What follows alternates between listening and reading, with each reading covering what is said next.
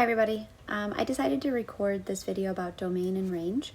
I had a couple students ask me a little bit about it on Delta Math, so I decided to create this video. And if you have any additional questions after the video, please do not hesitate to email me. All right, so the first question that I have is determining the domain of a graph. So the domain of a graph is all of the possible values of the graph for x. So on the x-axis, I want you to take a look and see what is the farthest point in each direction, negative and positive, that our graph goes. So if you'll notice, the highest that the graph goes is 11. There are closed circles at 11 and -9, which indicates that our graph stops there.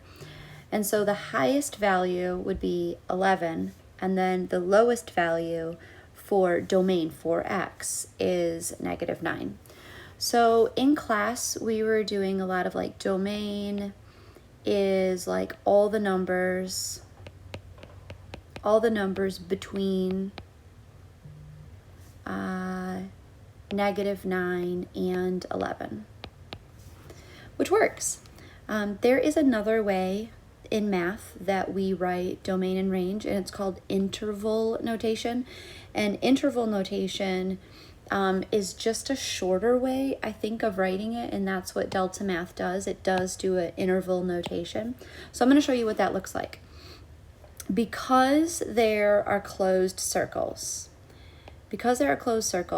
in interval notation, we will use what we call as like a bracket.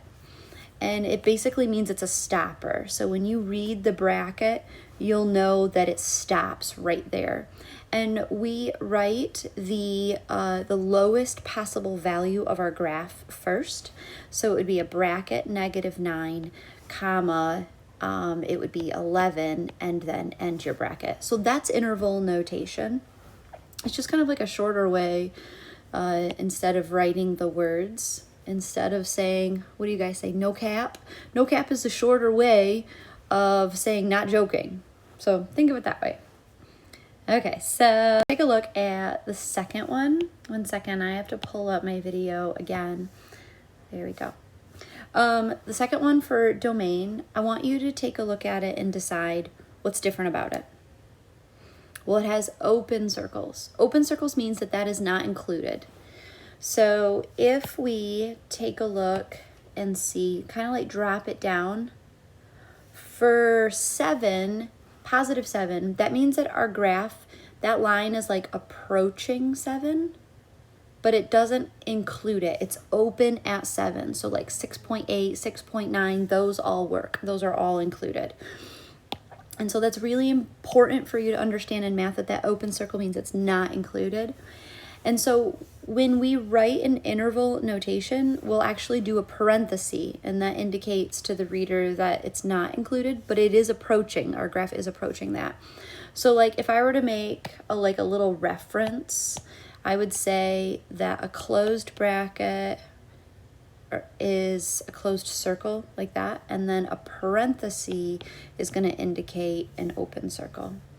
So let's go ahead and write down our first one here. Okay, so for domain, which is all of our possible x values, for our possible x values, it looks like our graph is approaching -3, and then it is also approaching 7.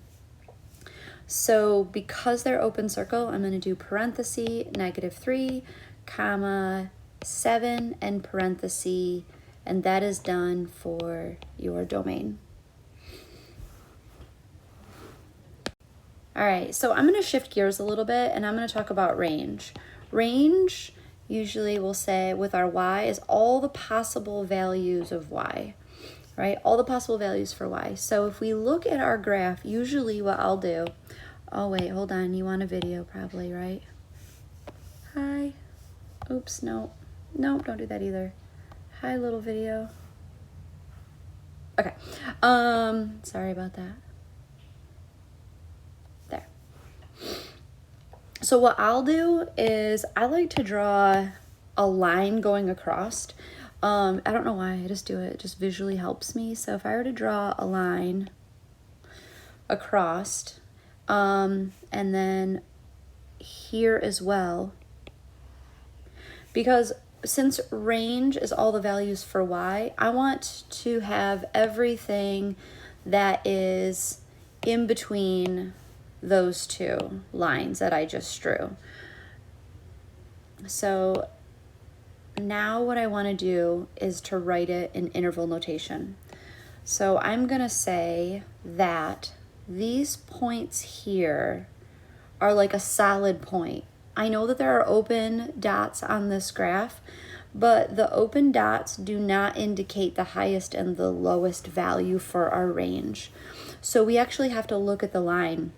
And those are actual, like, it does hit at -8. Our graph does touch at 7.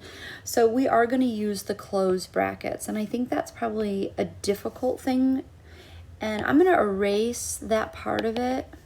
And I'm going to erase this part of it too. So that way you can kind of see that in that spot right there that I've erased, the highest point is 7 and it is included, like it does touch 7. So we want to write the smallest value first, so that would be -8, comma 7. Well, if we were in the classroom, I would say, does anybody have any questions? Can I help you understand any additional concepts? And I miss that. I miss our math conversation. All right, so I have another one for you to try. And if you're feeling really confident, I want you to try this one on your own. Like, pause this video, take a look at it, see if you can write it down, see if you can figure it out. And that's like a really great way that you can learn without being in the classroom, is taking a minute, pausing the video, trying it out, pressing play. I highly recommend that. So if you want to, I do it right now. Okay, welcome back. So let's read the question. The question wants us to determine the range. The range are all the possible values for y. And so I am going to look at my graph and I am going to determine what's the highest value for our y in our range. And I just like to draw a line. I don't know why I do. And then the lowest value looks like it's -2. And they do officially touch those two highest and lowest values, so I'm going to use my brackets. And I'm going to say the highest value, oh no, lowest first, right? Lowest first, -2, comma, highest value 3. And that is it. How'd you do? Good, I hope you did good. If you have questions, email me. I'd love to hear from you. And then I have one more for you, one more, and it's a little bit different.